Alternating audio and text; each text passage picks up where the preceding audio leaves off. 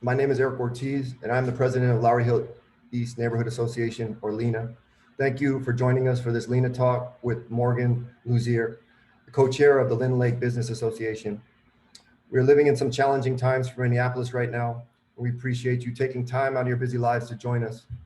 At this moment, it's important that we also remember tough times don't last, tough people do. And right now, there are a lot of tough people in Minneapolis.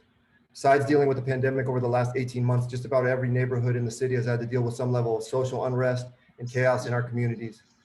Part of the problem is a continual drumbeat of negative news coming out about Minneapolis and news outlets and social media over the past year. There are definite problems, issues, and challenges we face, but don't believe all the negative news, specifically about Southwest Minneapolis and LynLake, Uptown, and the Wedge. There are also great things going on in our communities in Minneapolis, and unique challenges present unique opportunities. That's what tonight's talk with Morgan is all about. We want to put politics and differences aside and bring people together to talk about all the good things happening in our community. We want to figure out how we can build on those good things and create more opportunities to build our community through business development. Before we get started, I just want to review LHENA's online code of conduct. LHENA is a nonprofit, nonpartisan organization that represents the Minneapolis community of Lowry Hill East, also known as the Wedge. We welcome discourse, but we ask that everyone here be respectful when they speak or comment on Zoom and Facebook. Please respect the views of others without personal attacks. We also ask that you leave yourself on mute unless called on. If your comments are in violation of our online policy, a moderator will give you a warning. If your comments continue to violate our online code of conduct, you will be removed from the talk. Deliberately unmuting and causing a disruption, cursing, or the use of hate speech will lead to immediate removal. Gillette is the LHENA community coordinator, and she will be our moderator on Zoom and Facebook tonight. We're looking forward to a great talk. This LHENA Talk is sponsored by the Jungle Theater. The Jungle Theater is a 150-seat performing arts venue for theatrical productions and live concerts that is located at 2951 Lyndale Avenue South in the heart of the LynLake community in Minneapolis. Founded in 1991, the Jungle is deeply rooted in the LynLake neighborhood, plays a vital role in the economic and cultural development of the area. This summer, the Jungle has joined forces with the LynLake Business Association to present the 2021 LynLake Street Art Series on August 7th and 8th. The festival is free and will feature local muralists showcasing their work on LynLake with live outdoor performances behind the Jungle. Please spread the word, and we hope to see everyone on August 7th and 8th at the LynLake Street Art Series as we celebrate street art and the memorable murals around LynLake, all while supporting small LynLake businesses. Robin Gillette is the managing director of the Jungle, and she's going to tell us a little bit more about the Jungle Theater and the LynLake Street Art Series. Thank you very much, Eric. We are so delighted to be here and to sponsor this talk. As Eric said, the Jungle has been at LynLake since 1991, so over 30 years of being a really important, having the opportunity to be in a really important intersection with a really cool combination of businesses and residents and just economic vitality and cultural creativity. So we're excited to be here. The COVID's been rough on the Jungle as it has been on every other performing arts organization. Just it has been hard, but we have kept doing art. We've been using our storefront windows to present art that can be seen in COVID safe ways. And then, as Eric said, we are so excited to be partnering with Morgan and the LLBA to be doing an outdoor street art festival and music performance series the weekend of August 7th and 8th. I think with that, I will hand it either back to Eric or over to Morgan. Thank you, Robin. Before we get to Morgan, I want to thank you and the Jungle Theater for sponsoring this talk. Half of the money for the sponsorship is going to LynLake Street Art Series. The other half is going to support LHENA operations and will help us continue to organize events and programming, provide services to support our community. If you're interested in being a sponsor for a future LHENA Talk, let us know. Cisse will put a link in the Zoom comments and Facebook comments where you can leave your information. We understand that for commerce to thrive today, we must grapple with social pressures and change. How can we do this in a way that is inclusive and benefits everyone in our community? And when I say community, I mean all of Minneapolis. But for tonight's LHENA Talk with Morgan, we're going to focus on LynLake, Uptown, and the Wedge communities. What are some things, big or small, we could do together in the near and long term to address both the safety and livability of our community? How can we create a safer and more vibrant commercial corridor in LynLake, Lowry Hill East, and Uptown? How can our community, business owners, employees, clients, customers, patrons, and residents work together to create more connected, inviting, and prosperous streets for everyone? We are all interconnected, so how can what we do have a positive impact across the whole city, state, country, and even the world? By the end of this talk, we hope to have some answers to these questions, along with some practical ideas and positive action steps we all can take to work together to be part of solutions that can make our community a little better for everyone. LynLake Business Association represents local businesses in the LynLake community. LynLake is a vibrant and creative neighborhood in Southwest Minneapolis that's a neighbor to the Wedge and Uptown. The LynLake Business Association is dedicated to preserving LynLake's unique character. Morgan Luzier is the board chair of the LynLake Business Association. She also is a co-founder of Balance Fitness Studio, a local business located in LynLake. With the LynLake Business Association, Morgan advocates for small businesses, welcomes new businesses and residents, and looks for ways to work with the city of Minneapolis and Hennepin County to create a safe, healthy, diverse, sustainable, and economically abundant neighborhood. At Balance Fitness Studio, Morgan wears many hats and is at the heart of daily operations. She also is helping to organize the LynLake Street Art Series this year and is always seeking new opportunities for sustainable growth. A few weeks ago, Morgan organized a local business community summit at the Bryant Lake Bowl on Lake Street, another local business in LynLake. It was a meeting with small business neighbors to come with ideas to create a positive and inviting LynLake community. They had a great turnout, and it shows the great commitment our community has to finding solutions to the current challenges we face. Morgan is a community leader in Minneapolis, and we are happy to have her as our speaker for this LHENA Talk. Morgan will speak for a few minutes about what steps we can take to now spur business growth and development in our community. Then she will take questions from the community. If you have any questions for Morgan, please leave them in the Zoom comments, Facebook comments, or in questions from the CSA, or in a question form the CSA will share in the Zoom chat and on Facebook. We will have Morgan answer as many questions as she can. Thank you for being here, Morgan. How's everything going? Good. Yeah, thank you. Everybody can hear me okay? Good, great. Yeah, I'm always worried about my Wi-Fi. So, and of course I planned for everything except the kamikaze kitten that decided to come in at the last minute. So sorry for having to duck out. She's pretty unpredictable, so we wouldn't want that. Okay, thank you for the great introduction. Thank you, Robin, and thank you, Eric. I really appreciate that you are hosting this series. I think it's more important now than ever to talk amongst each other, amongst friends, amongst strangers, people that believe that what we do, people that might not necessarily agree with us, but you know, it's a time of change, and these kinds of small talks I think are really important. So thank you for hosting, and thanks for asking me to be a speaker. So I thought I would start just by talking a little bit more about my background, kind of how I ended up in this position, helps kind of understand like why I wear so many hats, and gives you a little bit of context as to how I came up with my, you know, kind of my strategies around safety and economic vitality in LynLake. I feel like those are sort of the big overarching things that people want to hear about. Then I'll move to talk a little bit about kind of what the general consensus is in LynLake business owners. I can't speak for everybody, but we've been very communicative in the neighborhood of late, and I think I can kind of summarize a lot of the sentiments of business owners there right now. Then I'll talk a little bit about kind of strategies that we're pursuing, and then finish with like kind of a how can you help, because I think people really do want to be a part of the solution. So I opened my first small business in 2001. It's a fitness studio on 34th and Lyndale.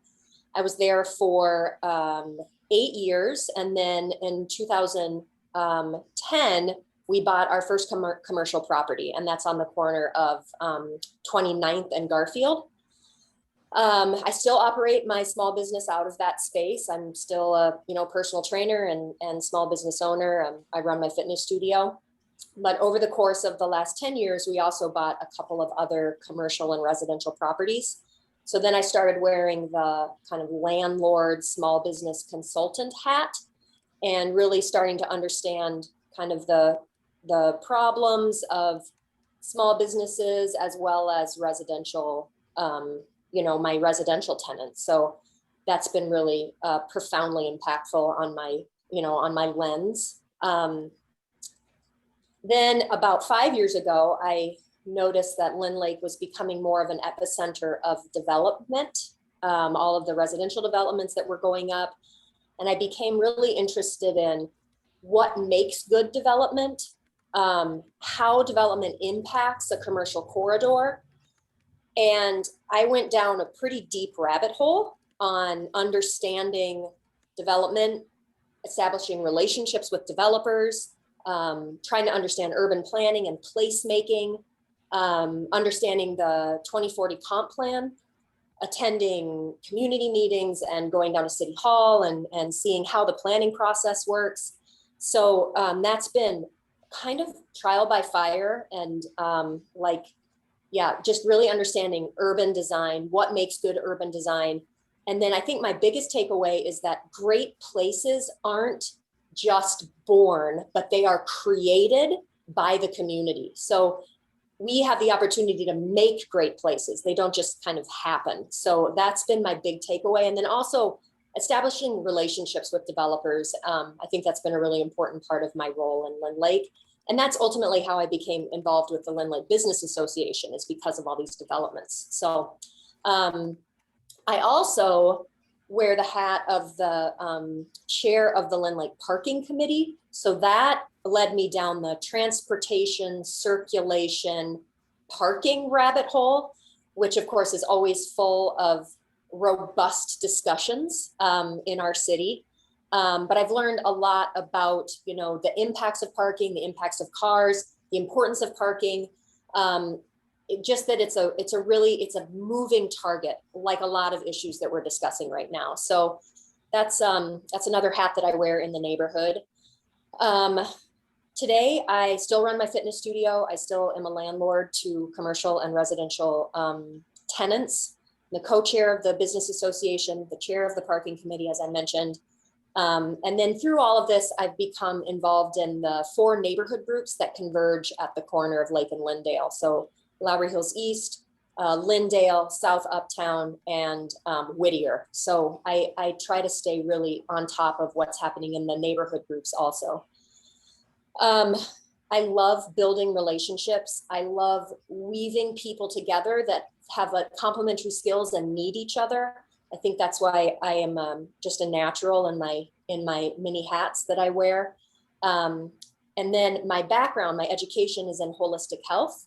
So at my studio, I take a whole person approach to people's health and wellness. When I started in my 20s, I really just thought health was like lots of push-ups and lots of like miles on the Peloton. But I have since learned that it's so much more. And I know we speak about that, like, holistic health is mind, body, spirit.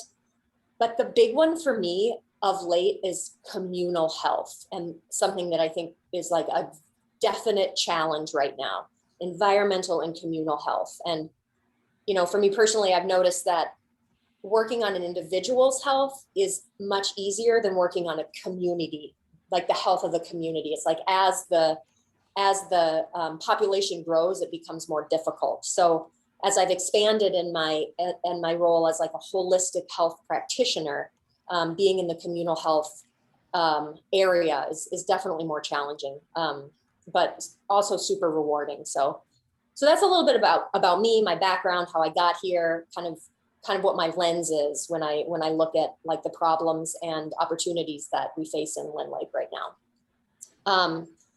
So moving on, I would characterize LynLake as in recovery.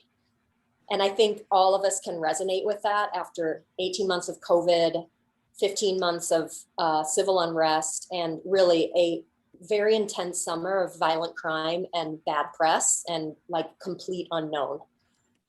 So we're in recovery. We're also in transition. We had a lot of businesses close. We have a lot of new businesses opening. We have people who were in the forefront of our leadership stepping back, and people who are new voices in the community coming forward. And just our society as a whole is in transition after COVID, and then after the murder of George Floyd and that massive impact that had on our city. So I think that, LynLake is just a microcosm of the world that we're all living in right now, this transition. And I think that innately transition is chaotic because we don't have a roadmap. I can't speak for everyone in LynLake, but the general consensus is almost everyone agrees that we need systemic reform to create a more equitable and just society. But how we do that is unfolding in real time. And interestingly, this is a dynamic that I think small business people really understand, because that is our everyday reality in small business. And by small business, I mean super small. Like, I'm not talking the federal definition of under 500 employees. I'm talking like, you know, mom and pop and maybe a partnership and, you know, a couple of employees or 50 employees for the, you know, the bigger restaurants. But we're used to, I use this metaphor a lot, building the car as we drive it. We're not used to having a roadmap in small business. We're really like, you know, kind of troubleshooting every day on problems that we can't even imagine will appear, or opportunities. So the fact that this is happening on a larger scale around, you know, these social justice issues, I think that's kind of an everyday reality for a lot of small business people. And I think we understand that you can be both afraid and see opportunity at the same time. It's not an either or, like I'm afraid and therefore I'm frozen. It's more, or I feel completely safe and therefore I'm pursuing my dreams. It's more like, yes, I am afraid because I have no idea how this is going to turn out. And I'm going to continue to pursue my passion, my dreams, to serve my community. So I think that we can learn a lot from small business people around these massive changes, because we're kind of used to it, you know? So that's kind of the general consensus around some of these bigger issues in LynLake. Some important questions that we're trying to figure out, that is also this kind of both and idea, is that how do we run our business, which is our, you know, our economic wherewithal. It's how we pay our bills. It's how we feed our family, and be a part of this bigger social and political change in a respectful way. I think that's one thing that we're really grappling with. Like, can we be in business and be respectful of this seismic change? So that's not a question that we definitely have the answer to. I would say we definitely don't have the answer to that question, but it's something that we are asking ourselves, and it's a lot of head scratching. But another one is how can we be inclusive without being alienating?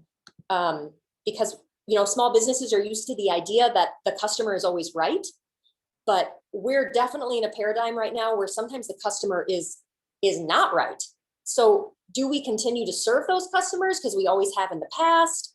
So these are kind of some of the troubled waters that we're navigating. And again, we're kind of coming together as a community and trying to at least bounce ideas. And sometimes it's just nice to hear from each other that we have the same questions and we're sort of all struggling in the same way. So as far as city leadership goes, whether you supported the outgoing council person or not, the general consensus among LynLake small businesses is that we're ready for new leadership. We're ready for a fresh perspective and a new start. So, you know, everybody's really excited for the upcoming elections, and I think ready to, you know, to have some new leadership at City Hall. Per usual, landlords are trying to fill some vacant spaces. There's still some empty storefronts in LynLake, and so we're, you know, trying to attract new businesses. A couple of buildings are under contract, and they're potentially going to be owner occupied, which is really important in small business corridors. There's a couple of buildings that are owned by like REITs in Maryland. That's just a mailbox. So involving, you know, buildings or properties that are owned outside of Minneapolis is sometimes really challenging from a leadership perspective. But when buildings change hands and we can get them owner occupied, that is really good for the economic vitality of a neighborhood. So a couple of buildings are under contract, including the old Falafel King building, or Prieto. So that's a major building for us. So we're really excited about that. There's some new businesses popping up. In case you haven't been, you know, walked down the streets of LynLake lately, there's a new cafe on the corner of Bryant and Lake, the aptly named Bryant and Lake Cafe. There's a new chicken joint called Side Chicks, which I highly recommend. Los Andes opened right before pandemic. It's in the old Delano's Pizza building. really great Peruvian kind of food, South American food. Peer Pressure Fitness opened, which is in the old Penn Cycle building. There's a new yoga studio, 612 Jungle, and a new retail space coming into the old or the former Alt Cycle building. So, I mean, all things considered, a lot of like great and exciting vibrancy coming to LynLake. And then also, as Eric and Robin mentioned, we're launching our 3rd annual LynLake Street Art Festival this in 2 weekends. So it's August 7th and 8th. This year, please mark your calendar. This year we have 60 artists and 22 buildings. So it should be a great celebration of street art and public realm, which is another thing I'm really passionate about. I think if we all remember that we own our public realm, our streets, our sidewalks, our alleys, our parks, those little interstitial places between or spaces between the places, I think that's where really magic happens in commercial corridors. So the Street Art Festival really celebrates the public realm, celebrates art, asks people to get onto the street, see each other, see the art, look at the architecture. And then, of course, this year we're partnering with the Jungle Theater to not only offer visual art, but performance art. So we'll be closing the parking lot behind the Jungle Theater, putting up a stage and offering live performances all day Saturday. Also some food trucks and then food and drink specials throughout the neighborhood. So it should be a really, really fun event. So please come out. A couple other things. In October, we are officially having Open Streets Lyndale. That's on October 10th. And that is also total mayhem. It should be very fun.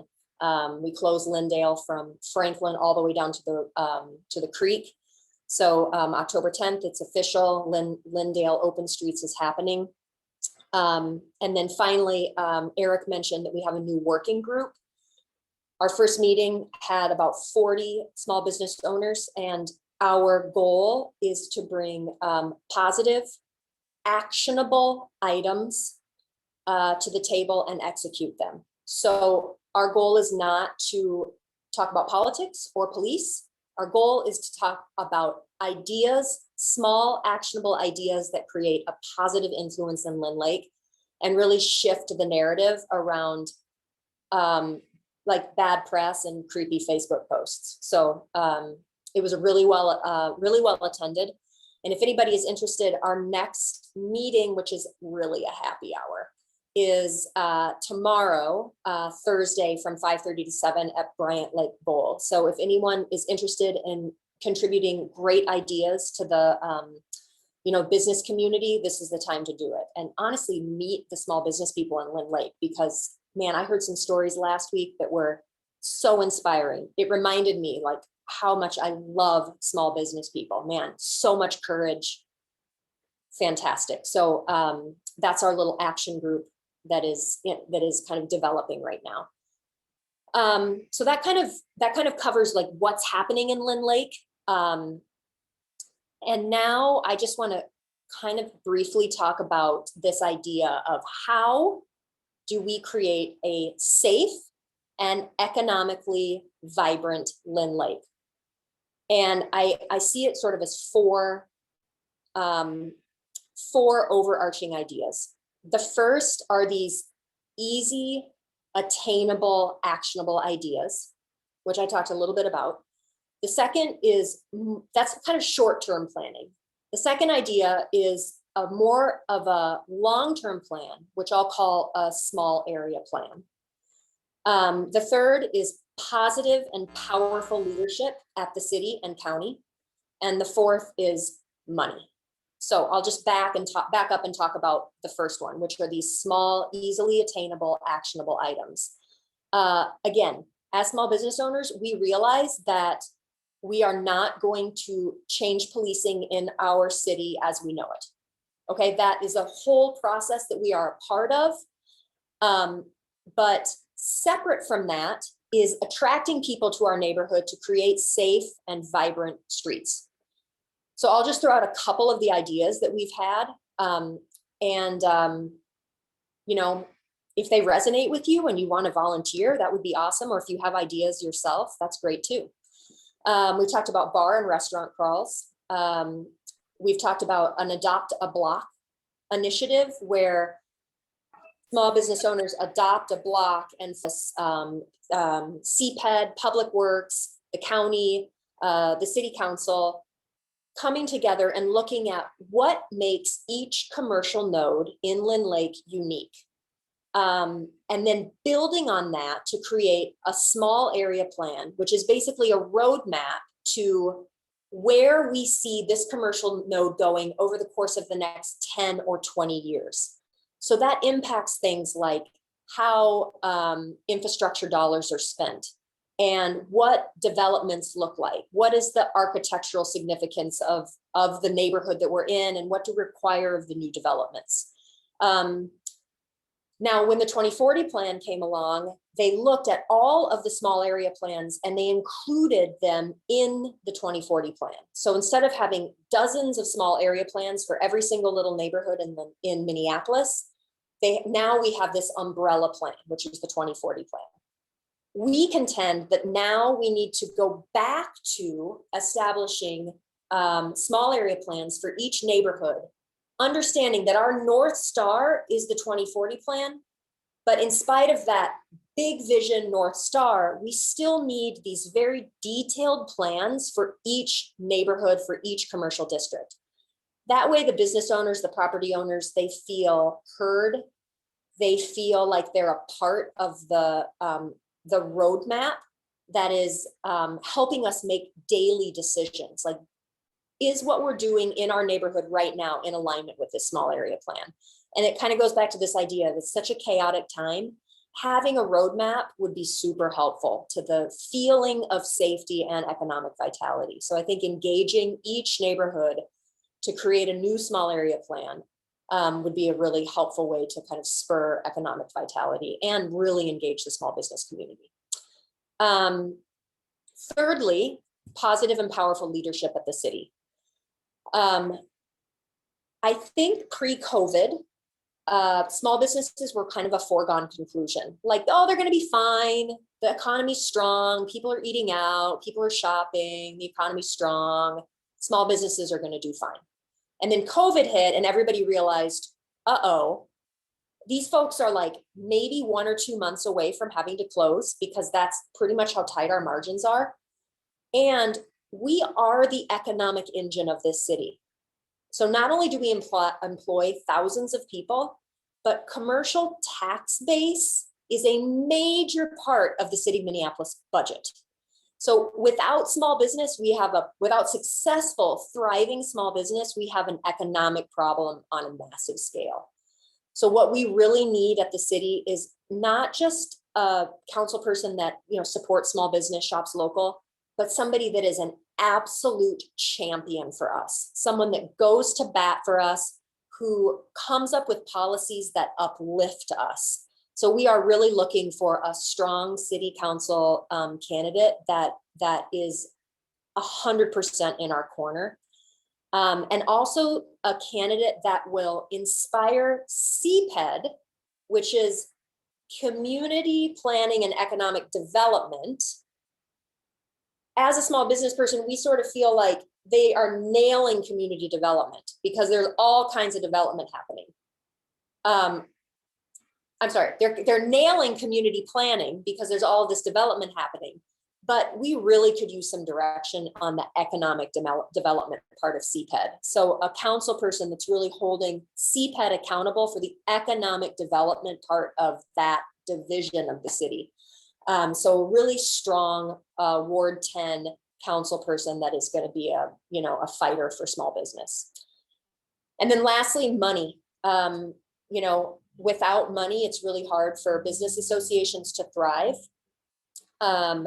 Business associations used to get an annual stipend from the city of Minneapolis, but in recent years, they changed it to a competitive grant process.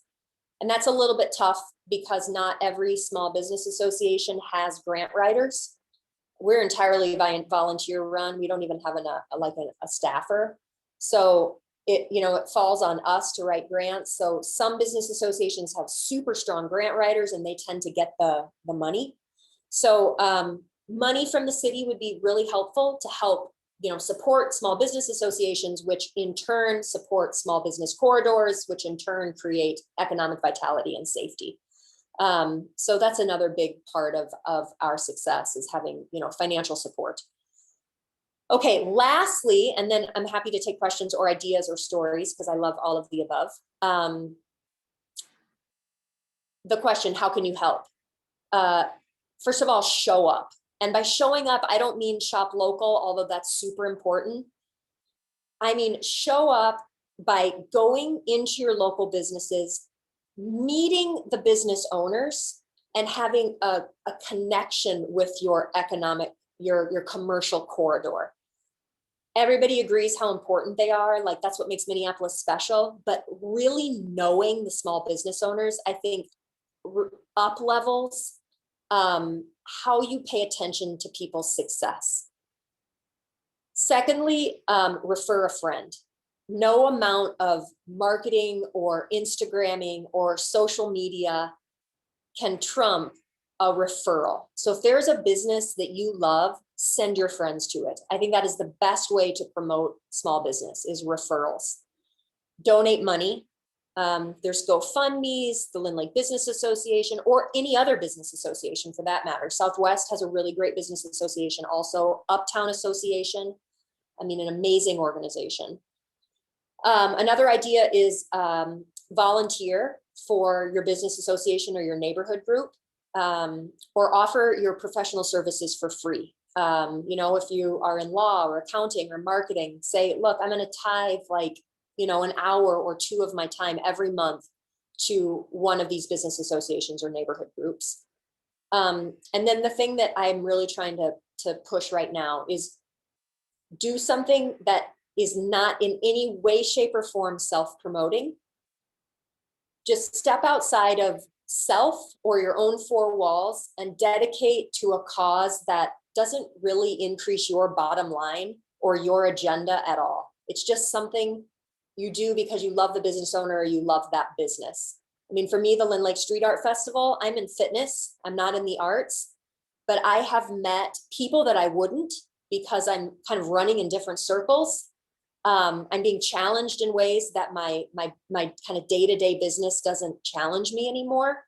So I think stepping outside of self-promotion and self-interest and just giving self to a cause in the business arena that you believe in, but doesn't really, it's not really about self-promotion, is a really great way to enrich self and promote that economic vitality and safety in LynLake and honestly in any commercial corridor. I just happen to know a lot about LynLake because I've been there for a while. So that's it. That's a lot of talking. Awesome. Thank you. Great information, Morgan. Great information and great ideas. We have some questions from the community. We have some time to take them, so I want to ask you a few. First one is from Dane. What do you think is the biggest community development challenge Minneapolis faces? How do you, and it's two-parter. Second part is, how do you think local business development can be utilized to integrate communities and neighborhoods, especially areas of Minneapolis that have been historically segregated? Okay, ask the first half again. What do you think is the biggest community development challenge Minneapolis faces? From a commercial node perspective, the biggest challenge that we face, I would say it's being connected or not, being connected or disconnected. This has been the biggest challenge. Historically, small business owners are fiercely independent. I think that's our strength, but it's also our weakness because we tend not to come together and work together.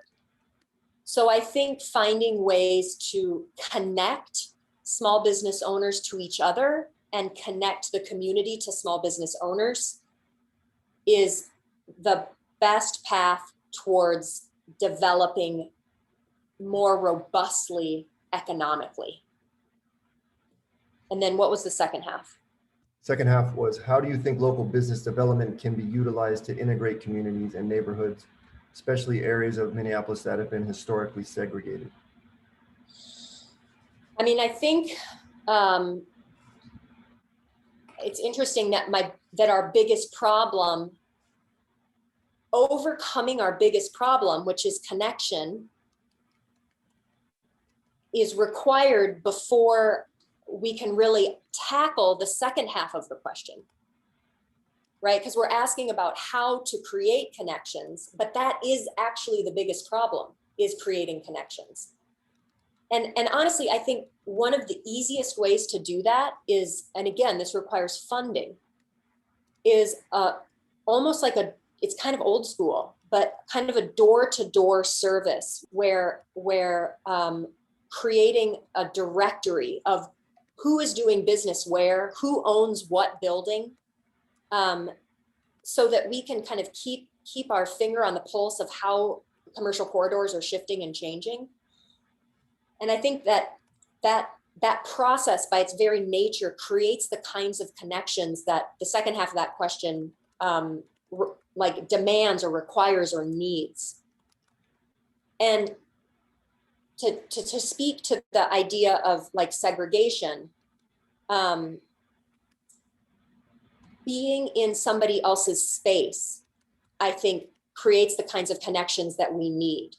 And one of the big ahas for me personally is that, LynLake is like 50% immigrant owned businesses, but the immigrants don't typically show up to like meetings. So having this kind of door-to-door connection has been really impactful for me because number one, I realize how diverse LynLake really is, and I didn't realize it before. So I think it's this kind of like very guerrilla, which again, small businesses are great at, this guerrilla connection, this door-to-door guerrilla connection, where we're really understanding who is in what building, what are they offering, what are their needs, what are their background. And I think that kind of creates this cohesion and connection and community that we so desperately need. Definitely. Another question here from Valerie. I would love to see a food hall along the corridor, providing small immigrant-owned restaurants a way to get started without paying exorbitant rents. With our long Minnesota winters, food trucks can't keep operating year-round, and a food hall would provide an alternative. Any plans in this direction? That's a really great question. And that has come up a lot in the community planning in LynLake. And in fact, the municipal parking lot that is behind the Jungle Theater we've been looking at that for a potential redevelopment opportunity. And when we had an open house or a charrette that asked community members, like, what makes LynLake thrive? What is our unique offering? And what are we missing? And the thing that people said over and over again was a space to gather, a gathering space. And what we realized is there's no place to sit or gather in LynLake without paying. You can go to a restaurant and pay to sit there, but there's no place to converge without paying.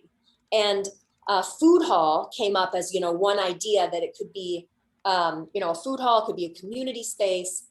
So yes, the short answer is yes. We have been looking at and promoting the idea of a food hall in some way. And that, we look to Midtown Global Market as a really inspiring example of that. That has been, really, really successful, especially in immigrant communities. And I think another thing that people forget is that, there's the Somali Mall, the Carmel Mall is just, 2 blocks down from the heart of Lynn and Lake. So there's a really big opportunity for some like cross-cultural promotion there. So yes, I think that's an amazing idea and definitely one that we have discussed with the city and kind of internally with, business leaders. Awesome. It'd be awesome to have a food hall. That would be great for the community. Another question here from Lisa. Are there guidelines for development that can be implemented to help guide businesses and new stores? Again, short answer is yes. And the 2040 plan is pretty specific about developmental guidelines. And that was I think the goal of the 2040 plan was to kind of take a lot of divergent ideas and variances and, you know, say, all right, this is going to be our new North Star. The things that we have been advocating for when developments come in is to repeat what works in LynLake. What makes LynLake special? It's the small storefronts with lots of doors spaced closely together. So instead of like one door and then a block of, you know, wall or parking ramp, it's lots of little storefronts. That's what makes LynLake like such a sweet, fun, historic district.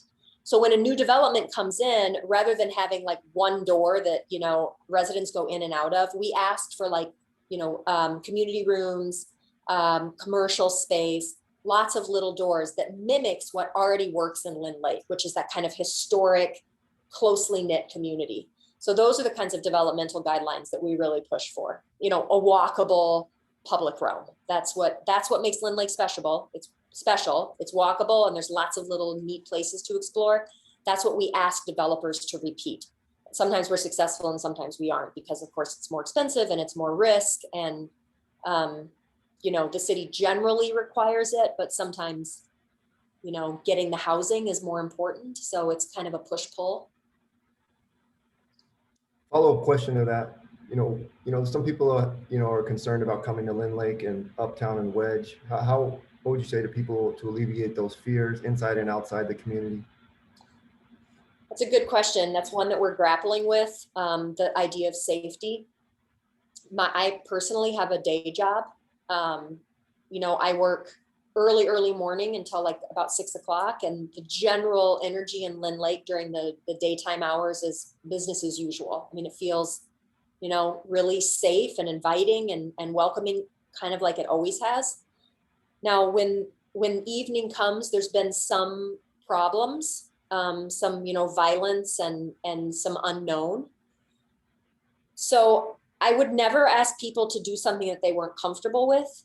But I think the more we patronize our businesses, the more sort of normal interactions we have, going to the bar, getting your hair cut, even if it's after dark, the more that kind of sends the message that we're here, we care about our streets, and we don't really want to invite the things that we don't want here. So I think it's just like a sense of ownership. Also picking up garbage and, you know, watering the plants. I mean, those are the little things that really send a message that we're here and we invite you and it's safe. But if you're on the fence and you don't feel safe, I mean, try just coming during the daytime at first, and then see if that feels okay. And then, you know, if you want to try to resume your nightlife in LynLake after having been there during the day, maybe that's one way to kind of, you know, urge people to keep coming. It's so important. Uptown too. It's so important. We need people. Absolutely. Another question is from David. How can the city of Minneapolis best support small businesses and residents? Wow, that's like massive. Yeah. How can they best support? I think, you know, policy, obviously, policy that supports small business. Okay, here's a good one. There's a small business office at the city of Minneapolis. Their job is to basically help small businesses navigate red tape. City of Minneapolis, like bureaucratic processes that it takes in order to open a small business, which is super important. We need that. I think even more important is a small business office or small business team that actively advocates for small business, which is totally different than helping us navigate red tape. So understanding communication, like the best thing I think that the city can do right now is establish a direct communication between small business owners and our leadership, because right now it's kind of muddy. And last question here from Kim. I would love to be part of the solution and help. What can residents do in this neighborhood to help? I kind of went over this, but I would say show up. So like patronize your small businesses, that's pretty easy. Get to know the business owners. I think that's really easy. Volunteer, LynLake Business Association, any one of the neighborhood groups. Honestly, the neighborhood groups are really good at communicating with us. We have a great relationship. So I think, staying in communication with your neighborhood groups will ultimately get to the business association. Donate if you have the capacity. And here's another really good one.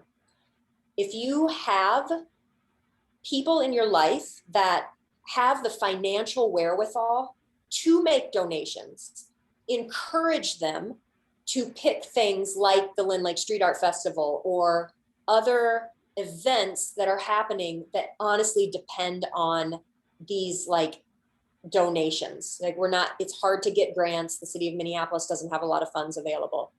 So maybe you don't have the money, even $20 is great. But if there's people in your life that really do have the wherewithal, let them know that, the small business communities, they have events that are helping to promote the corridors that really need. And most of them can be tax deductible because there's a nonprofit aspect to this. So besides showing up and patronizing and getting to know people, it's, finding ways to fund great ideas, because great ideas in the absence of funding tend to kind of not go anywhere. And what we learned is that this community has great ideas. Morgan shared a lot of them tonight and want to figure out how we can implement some of these ideas. That's the next step, because great ideas without implementation, doesn't go anywhere. And so it's important we need a lot of hands to help move these ideas forward, and support of all the community, with business owners, with residents, and everybody working together, find positive ways that we can find solutions to these challenges we face. Our LHENA Talks is one way, we're trying to do this and build community. LHENA, as a neighborhood organization, does a lot of other community building activities, as do many neighborhood associations and business associations. As Morgan said, we need to do more of this. We need to get people out and support the community. And we need business owners, employees, clients, customers, patrons, residents, everyone continue to work together to create a community that works for everyone. It's not going to be easy, but we can do it. I want to thank Morgan for being our speaker for this great LHENA Talk tonight. I want to also thank Robin and the Jungle Theater for sponsoring it. And I want to thank everyone who joined us in the audience for participating in this LHENA Talk. If you know anyone who wasn't able to join us, let them know the talk was recorded and will be available for viewing in the future. We're going to post it on Facebook and YouTube and share it, because there was a lot of great information here, and I think it will be valuable for many more people to hear it. Our next LHENA Talk will be next month on Wednesday, August 25th at 7 p.m. with Chriselle Schell. Chriselle is the Assistant Executive Director of the Minnesota Peacebuilding Leadership Institute. She also is a racial healing talking circle group leader for the local Coming to the Table program. Chriselle's LHENA Talk will focus on the work she is doing to unify and strengthen the community with the Peacebuilding Institute, specifically through racial healing, equity, and justice training programs. She will talk about the importance of restorative justice for community healing and transformation, self-care for resilience, and talking circles for building community trust and peace. We hope to see you at our August LHENA Talk with Chriselle. Before then, we hope you will continue to support LynLake Business Association, and the LynLake Street Art Series on August 7th and 8th. It's going to be on Lyndale and Lake, right next to the Jungle Theater and other local businesses in LynLake. Now is when we need to keep showing up in the community, keep supporting local businesses, keep supporting local events, and keep giving back to the community. Putting positive energy and actions into our community is how we can strengthen our community and help our whole community grow. This was a great talk, Morgan. I really appreciate you giving us your time, and look forward to continuing to work with you to help move these ideas forward. LHENA is going to have a table at the Street Art Series. We hope to see everyone there. If you go to the Street Art Series, please stop by, say hi. And we look forward to continuing to get people to volunteer. I think it's a really important point that Morgan said earlier. Just giving your time You know, it doesn't always have to be money. Just, you know, people have services and skills and expertise to share that can help move community forward, move businesses forward, and that is invaluable. And so just think of creative ways that we can all work together to move Minneapolis forward. There is bad news in the news and there are real problems we need to solve, but there's a lot of good news too that's not getting covered and promoted and amplified as much as it should. And it's up to us, the community, to share the good news and spread the good news and all the good things that are happening. And so thank you, Morgan, for doing that. Thank you, Robin, with the Jungle Theater for doing that. And thank you, everyone here who participated. Look forward to working with everyone to continue to strengthen our community. Thank you all again and have a great night.